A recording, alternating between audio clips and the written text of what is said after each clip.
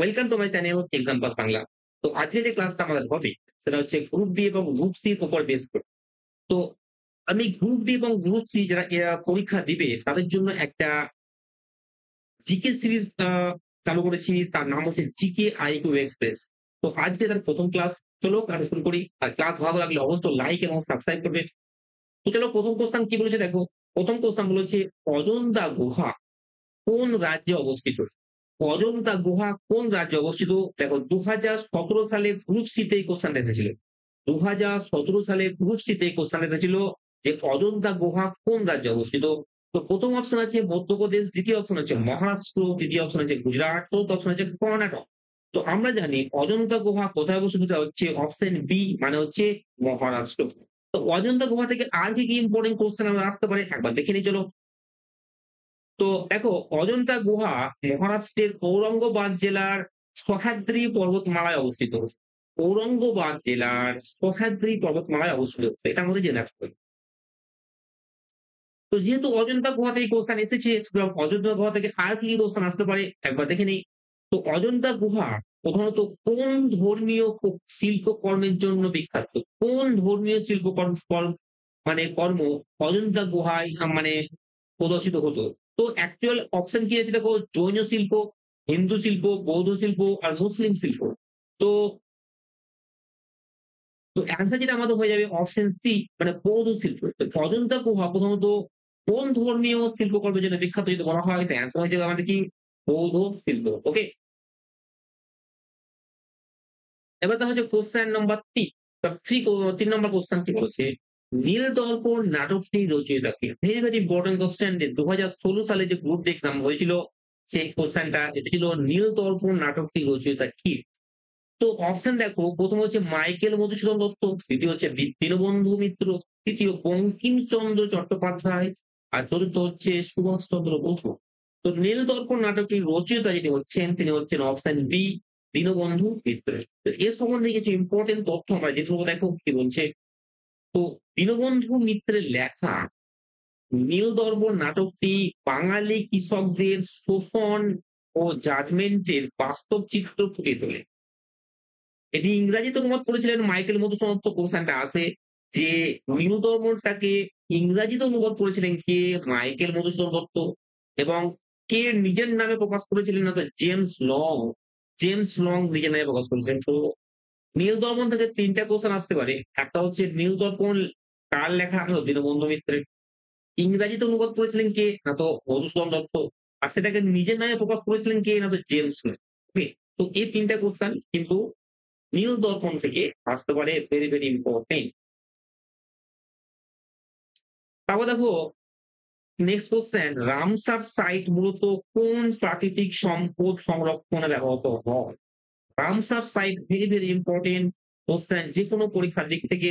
দেখো ২০১৭ সালের group C তে কোশ্চেনটা এসেছিল যে রামসার সাইট মূলত কোন প্রাকৃতিক সম্পদ সংরক্ষণে ব্যবহৃত হয়? তো অপশন এ মরুভূমি, অপশন বি বনভূমি, অপশন সি জলাভূমি, অপশন ডি পর্বতশ্রেণী। তো কারেক্ট আনসার আমাদের হয়ে যাবে অপশন সি জলাভূমি। তো রামসার সাইট মূলত যে প্রাকৃতিক সম্পদ সংরক্ষণে ব্যবহৃত হয় সেটা হচ্ছে কি জলাভূমি। তো এর সম্বন্ধে ইম্পোর্টেন্ট তথ্য আমরা একটু জেনে নেব। দেখো রামসার কনভেনশনের প্রধান উদ্দেশ্য হলো আন্তর্জাতিকভাবে গুরুত্বপূর্ণ জলাভূমি বা জীববৈচিত্র্যের সংরক্ষণ করা। জলাভূমি এবং জীববৈচিত্র্যের কি সংরক্ষণ করা। তো রামসার সাইট থেকে তারপর দেখো কোশ্চেন মহেঞ্জোদারো মানে সিন্ধু সভ্যতা। পরীক্ষা কম্পিটিটিভ এক্সাম জিকে মানে সিন্ধু সভ্যতা কোশ্চেন আসবেই। ২০১৭ সালের গ্রুপ সি তে কোশ্চেন এসেছে মহেঞ্জোদারো ধ্বংসাবশেষ কে আবিষ্কার করেছিলেন? তো মহেঞ্জোদারো ধ্বংসাবশেষ কে আবিষ্কার করেছিলেন? তো দেখো তোমরা একটা সূত্র মনে রাখবে এম আর মানে M A Mohenjo-daro R A Rakhal Das. M A Mohenjo-daro আর এ কে রাখাল দাস। তাহলে মহেঞ্জোদারো মানে হচ্ছে রাখাল দাস। তো কি হবে? রাখাল দাস ব্যানার্জি। তাহলে মহেঞ্জোদারো মানে হচ্ছে কি রাখাল দাস ব্যানার্জি। ঠিক আছে? তো ১৯২২ সালে পাকিস্তানের সিন্ধু প্রদেশের লারকানা জেলায়, তা কোথায় এটা হয়েছিল? লারকানা জেলায় সিন্ধু নদের ডান তীরে প্রত্নতাত্ত্বিক রাখাল দাস ব্যানার্জি মহেঞ্জোদারো আবিষ্কার করেছিলেন। Very, very important question. এবার দেখা যাচ্ছে কোশ্চেন নেক্সট কোশ্চেন সিন্ধু সভ্যতায় গ্রেট বার্থ কোন স্থানে পাওয়া দিয়েছিল গ্রেট বাথ, সিন্ধু সভ্যতায় গ্রেট বাথ কোন স্থানে পাওয়া গিয়েছিল?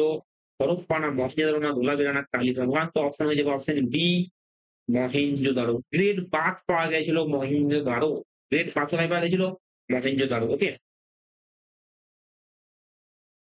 তো মহেঞ্জোদারোর গ্রেট বাথ প্রাচীনকালে অন্যতম সুপরিচিত স্নানাগার যা জনজীবনে স্নান ও ধর্মীয় আচার অনুষ্ঠানের গুরুত্ব নির্দেশ করে।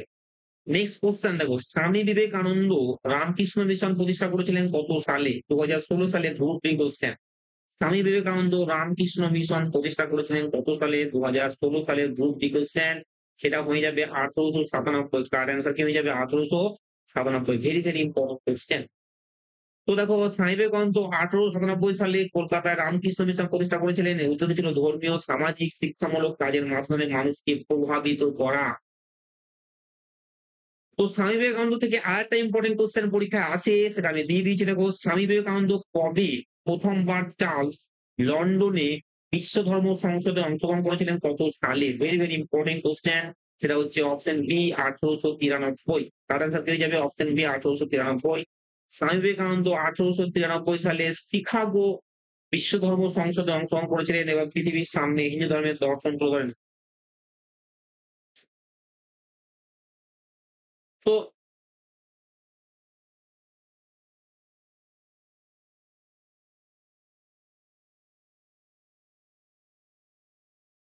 আনন্দমঠ গ্রন্থের লেখক কে? আনন্দমঠ গ্রন্থের লেখক কে? প্রায় পরীক্ষায় আসে আনন্দমঠ। হ্যাঁ? তো আনন্দমঠ গ্রন্থের লেখক হচ্ছে আমরা জানি বঙ্কিমচন্দ্র চট্টোপাধ্যায়। আনন্দমঠ গ্রন্থের লেখক হচ্ছে বঙ্কিমচন্দ্র চট্টোপাধ্যায়। তো দেখো এটা কি হিসাবে লেখা হয়েছে সেটাকে ভালোভাবে দেখে নাও। ৭৬ এর মন্বন্তর ও সন্ন্যাসী বিদ্রোহের পটভূমিতে, ৭৬ এর মন্বন্তর এবং সন্ন্যাসী বিদ্রোহের পটভূমিতে এটা লেখা হয়েছে। ১৮৮২ সালটাও মনে রাখতে হবে। তো বিখ্যাত দেশাত্মবোধক গান বন্দে মাতারাম এই গ্রন্থ থেকে নেওয়া হয়েছে। এটাও ভেরি, ভেরি ইম্পোর্টেন্ট কোয়েশ্চেন পরীক্ষায় আসে যে বন্দে মাতারাম কোন গ্রন্থ থেকে নেওয়া হয়েছে? সেটা হচ্ছে আনন্দমঠ, যার লেখা হচ্ছে বঙ্কিমচন্দ্র চট্টোপাধ্যায়। তারপর দেখো কোশ্চেন কি আছে, গীতাঞ্জলি গ্রন্থের জন্য রবীন্দ্রনাথ ঠাকুর কোন বছর নোবেল পুরস্কার পান? তো গীতাঞ্জলির জন্য নোবেল পুরস্কার পান কোন বছর? তো দেখো এখানে অনেক কটা কোশ্চেন আসতে পারে। রবীন্দ্রনাথ কোন গ্রন্থের জন্য নোবেল পুরস্কার পান? সেটা হচ্ছে গীতাঞ্জলি। আর কত সালে পান? সেটা হচ্ছে ১৯১৩। এটা কত সালে? ১৯১৩ সালে। তো সাহিত্য পুরস্কার পান। এটি বিশ্বের প্রথম এশিয়া সাহিত্যিকদের জন্য নোবেল অর্জন। মেঘদূত গ্রন্থের রচয়িতা কে? মেঘদূত গ্রন্থের রচয়িতা কে? আমরা সবাই জানি কালিদাস। তো এটা হচ্ছে কারেক্ট অ্যান্সার। তো মেঘদূত প্রাচীন ভারতের সাহিত্যিক কালিদাসের লেখা একটা শান্ত কাব্য, যেখানে যমুনা নদীর সৌন্দর্য প্রেমের বর্ণনা আছে। এখানে বলা হয় কোন নদীর কথা বলা হয়েছে? তো যমুনা নদীর সৌন্দর্য প্রেমের কথা বলা হয়েছে। তো এই ছিল প্রথম গ্রুপ সি এবং গ্রুপ ডির প্রথম আমি যে জিকে যে সিরিজটা চালু করেছি, জিকে আইকিউ এক্সপ্রেস তার প্রথম সেট এটা। আ আমরা একদিন পর বা প্রতিদিনই আমি কিন্তু এক সেট পেয়ে যাবো। তোমরা যদি ভিডিও ভালো লাগে অবশ্যই লাইক এবং সাবস্ক্রাইব করবে আর পাওয়ার জন্য। এবং শুধু জিকেই নয়, ইংলিশ থেকে আরম্ভ করে সমস্ত কিছু গ্রুপ সি র সমস্ত কিছু এই ভিডিওতে এই চ্যানেলের মধ্যে পাওয়া যাবে। তো ভিডিও অবশ্যই লাইক এবং সাবস্ক্রাইব করবে। Thank you.